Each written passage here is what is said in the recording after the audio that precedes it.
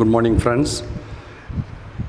We come to the second part of the philosophy of Gabriel Marshal. The point on which we are discussing was about incarnation or bodilessness. How does he phenomenologically look at body, not as a lump of flesh, but as a way of being for the humans?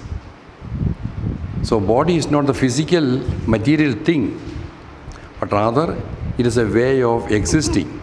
So that is the reason why finally after our discussion we came to the conclusion it is more appropriately said that the human is bodily or incarnate rather than the human has body or is body.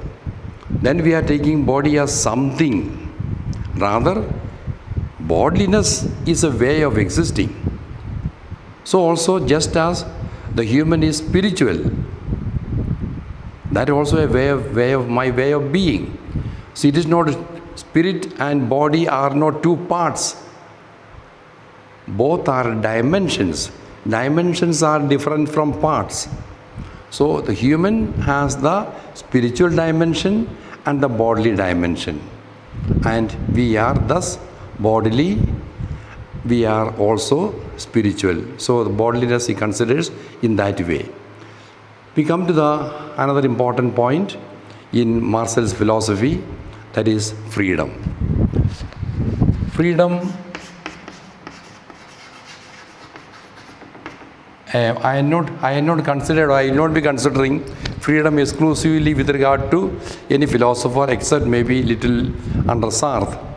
But then what is implicitly said by Kierkegaard and later by Heidegger, I am just bringing together under one heading. But of course this is what is said by Marshal. But then it is already, this point is considered also implicitly by Heidegger as well as also in Kierkegaard. They may not be using the expression freedom. So here I am putting it under that one short section, but then very, very important. The first point with which I start is, how does Marshal consider freedom? As different from his a countryman, Sartre, he considers freedom as a condemnation. Freedom as a burden. I am burdened with this freedom. If only I did not have the freedom. He cries out in anguish, Sartre. But as different from Sartre, Marshal finds freedom as a grace. So freedom as a grace. So totally not as a condemnation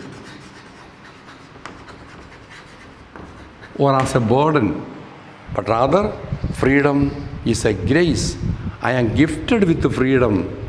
So then how does he consider freedom?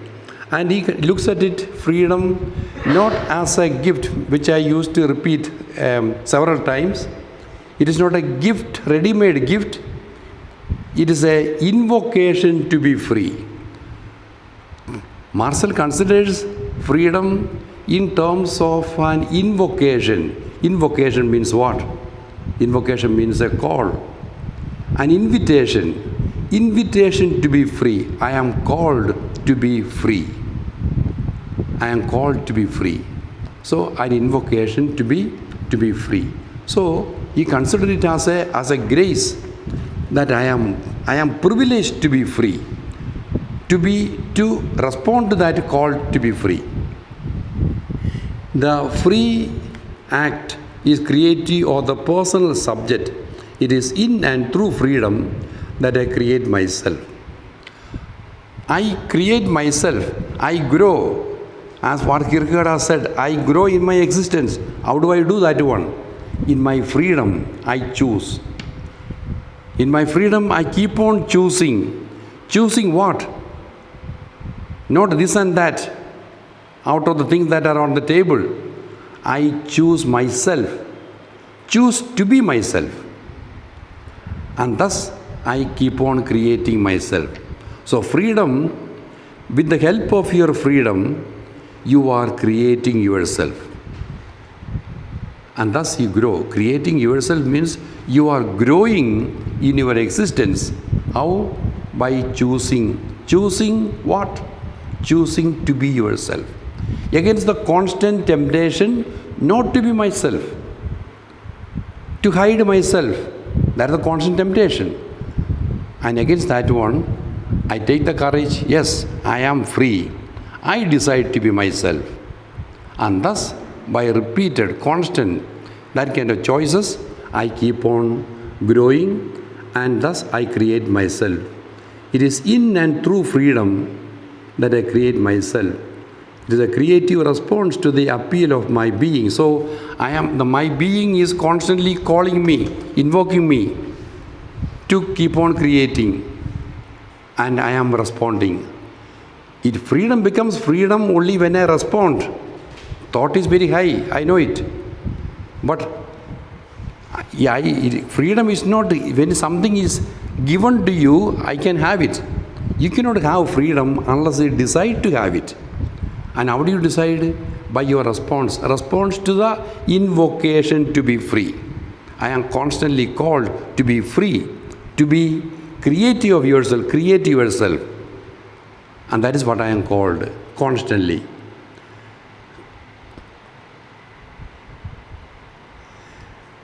And this freedom is primarily a freedom for and a freedom from. I am called to be free for. Other one is freedom from. Two aspects are there. I am free from. I am free for. I am free for. That is more important. What am I choosing to be? What? Freedom to be oneself. And oneself is not simply selfishness. Oneself means oneself, of course, in relation to God and others. There is no self for Marshal unrelated to God and others. So when he says, I am choosing to be myself, I am not choosing my individual self, isolated from God and others, but rather myself in necessary connection with God, relation with God and others. By choosing, I am free for to be myself, free for commitment, free for commitment.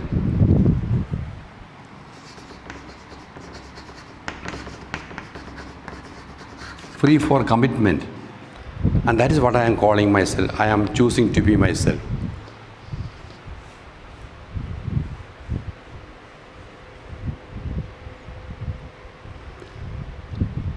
Choosing commitment to my self-fulfillment, which is to be realized through one's freedom for and commitment to God and others. What I have just said. I am committing myself to be myself. How? In my relation with God and others, which we are going to see later.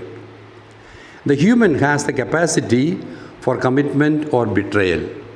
Freedom is not merely a choice between these two alternatives. I am coming back to this point for clarification.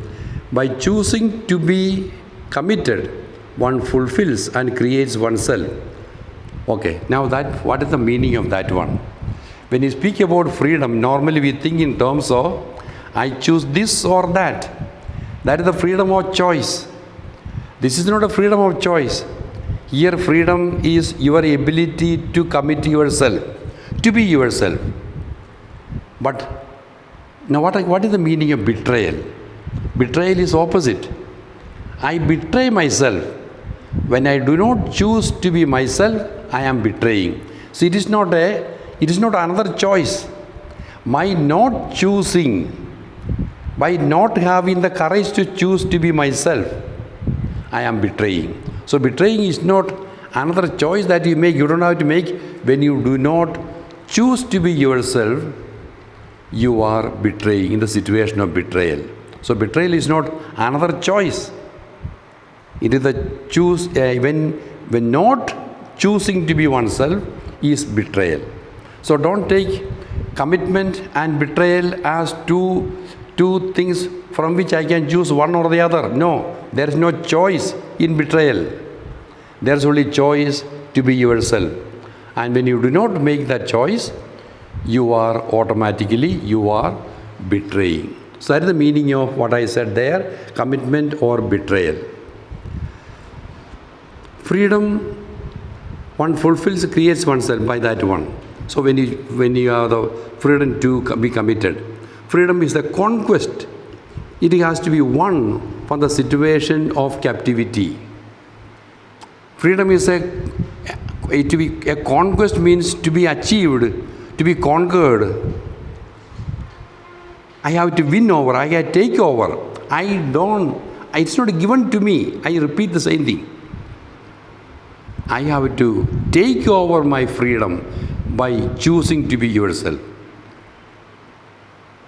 I have to be. Against what? Against being in captivity. Being in captivity, that is, we prefer to be in captive, to be a captive of law, captive of crowd. Kierkegaard has spoken at length. Not to be myself is preferring to be a captive, unfree. Although we say, I want to be free, do I really want to be free, or am I want to be as a captive, one in the crowd? That is a challenging question that is to be asked. Freedom is the conquest. It has to be won from the situation of captivity. The free activity is marked by receptivity and creativity. When I choose, now he come to another point related to freedom. What kind of freedom? But he puts it in a Christian terminology, receptivity and creativity. I create myself, but can I create the way as I want? There is a receptivity as well. I receive what I am given, I choose to be myself. So it is not total choosing from what is given to me. You are a Christian and you choose to be a Christian. That is receptivity of what is given. Now, givenness has got a lot of, that is developed by Heidegger. The givenness in the situation of your background, the situation of where you are, you choose from out of that situation. You cannot choose. We are uprooting yourself from the situation. We are in Janampet. We are in Eluru, in Andhra Pradesh, in this situation. In this situation, we have to accept that one. This particular climate, I had to accept. But then, remaining in that, receiving that givenness, you choose what can be chosen, not what cannot be chosen. So, when you come to Heidegger, we will see more about that givenness or thrownness. So, there is, Marshal already refers to that one, receptivity. I have it, what is given, you had certain things we have to receive. And then at the same time, it goes with the creativity as well. Thrownness and possibility, that is Heidegger's terminology. In one word, our freedom is a finite freedom. Don't think you are creating as God creates. We are already created, but we have to continue creation. And that continuation of the creation is in my finite freedom. Underline that one. My freedom is not absolute freedom. I am finitely free. I am able to choose from out of what is given to me. From out of what is given to me. Remaining in my situation, I choose. And therefore we call it as finite freedom. Thus, Marcel's notion of freedom rests on an act of ontological humility. Another typical expression used by Marshal, ontological humility. That means that willingness or receptivity to accept, this is what I am. This is what I am. This is my intellectual capacity. This is my preparedness to work. This is my openness.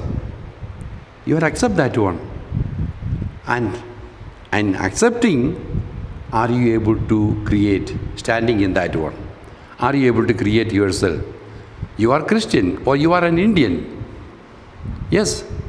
Now, as Indian, can you grow in being an Indian? That is your freedom. So in the choosing, there is something that is the given aspect is there. That is restricting, limiting my freedom. Thus, freedom is finite. And then he uses a kind of apparently a spiritual term, ontological humility. Humility to accept what you are, what you are being, what you are being. Ontologically, I am. That's a ontological humility. Humility to accept your being, real being. The recognition that human is a created being and not an autonomous God. So my freedom is not an absolute freedom. As God is able to create, I am not able to create. But you are able. That is your freedom. So it's a finite freedom. And at the same point, Heidegger also says, but with the more philosophical precision, Heidegger goes deep into that one. But then thought is already given to you here. But Heidegger's is more ontological style of thinking. So this is the meaning of freedom. So freedom is not freedom of choice. I am able to do anything that I want. That's not freedom. Freedom to be yourself. That is the freedom. Are you able to be what you claim to be? I use this phrase different places. Are you able to be what you claim to be? If you are not able, you are slave. I am claiming I am a priest. I am claiming I am a religious, or I am Christian, or I am Indian. Are you able to be what you claim to be? If you are not able to be, then you are unfree. You are a slave. And it is a fact. If you really analyze and look, we can find many a time we are unfree. We are slaves. We prefer to be slaves rather than being free. Because freedom is difficult. Freedom is I am choosing to be myself. Other one is more comfortable. Therefore, it needs courage to choose, courage to exist. Okay. Now with this one, we go to the another important section in Marshal, namely intersubjectivity. A theme with which Marshal is so much identified. Intersubjectivity, a philosopher of intersubjectivity. At the beginning, as I started the class, I said, if one phrase that can explain Marshal's philosophy, it is intersubjectivity. If one term that can explain Kierkegaard's philosophy, it is choice. So that basic notion, there's one thought that is vibrating, that is sending ripples farther and farther in every philosopher. And we can find here in Marshal, intersubjectivity is perhaps what is called the important theme. Marshal is known primarily for his theory of intersubjectivity, which he has developed based on the theory of intentionality in phenomenology. Again, going back to what we have already seen, which is of course very difficult notion, but for my satisfaction, I have put it. He applies intersubjectivity to the notion of availability. Now, being available is an intentional act. That if I am available, I can be available. It is incomplete if there is no another subject. I am available to someone, available to a thou. So there's a necessary connection between the intentional act of being available and someone to whom I am available. That is the objective content, if you remember what I told. The subjective act of being available contains the objective content of someone to whom I am available.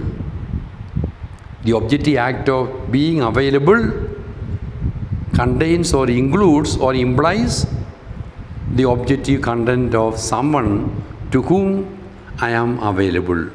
So therefore, the someone, the other is already included in my being available is one of, so it's only a point of departure. How he starts thinking. The very act through which I am implies an allusion to the other people, an I to a thou. When I say I am, I exist, necessarily it implies a thou. An I necessarily implies a thou. There cannot be an I without a thou. I, without a thou, there is no I. Without a up, there is no down. Without a far, there is no near. Near or up necessarily implies a down. Top necessarily implies a bottom. So also, I necessarily implies I am, I exist, necessarily implies a thou, and another or the other. An I to a thou. I and thou together form an us. From the narrowness of the initial subject-object relation, I-it relation, early traditional philosophy has been looking at the other, I, and the other was I-it relation. The other is someone to be known, an object. And the other was considered as an object. Now, in Marcel's thought and also in the philosophy of later thinkers, there is no, the other cannot be considered as an object. Other is a subject just as I am a subject. I repeat, the other is a subject just as I am a subject. So therefore, the relation is not subject to object, but rather subject to subject. So both are, I am a subject, of course, there is no doubt. The other also is another subject. Other is not an object, other is another subject. And therefore the relation between subject to subject, and that is called intersubjectivity. Between subject, intersubject, the term is coming from the relation between subject to subject.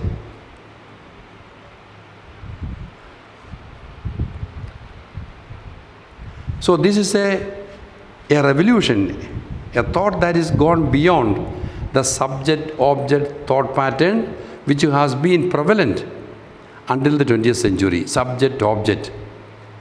Just as any other object that I know, the object that I know is an object. The other also is considered as another object. From that one, the contemporary thinkers consider the other as another subject, and thus the I-thou relation is an intersubjective relation. I is a subject, thou is another subject, subject to subject relation. In that case, we become mutually available. I am available to the other just as the other is available to me. Mutual availability. So I and thou. We are mutually related, subject to subject. There is no one ruling over the other one. Mutually relation of availability, relation between subject to subject. That is intersubjectivity. We become mutually available. Such a relation is characterized by love, fidelity, availability, and so on. Through one's creative fidelity, one grows in one's intersubjective relation. It is not merely a dead relation between I and thou. I am related to the other one. Finished.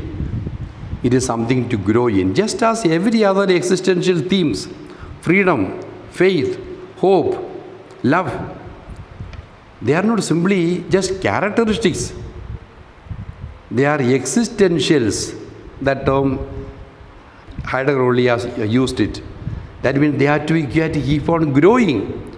Freedom is to be grown in. Or faith is not something that to be maintained, but to be grown in. Go deeper and higher in one's existential characteristics.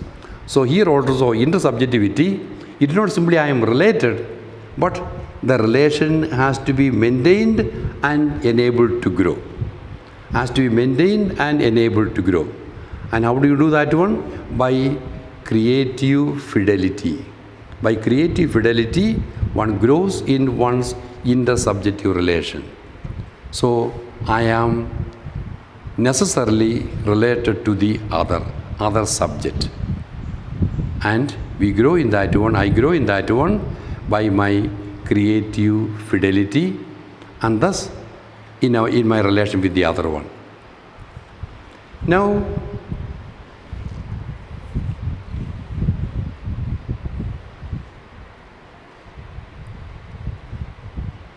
okay, I stop here, then I'll take up after 5 minutes, I take up the next class.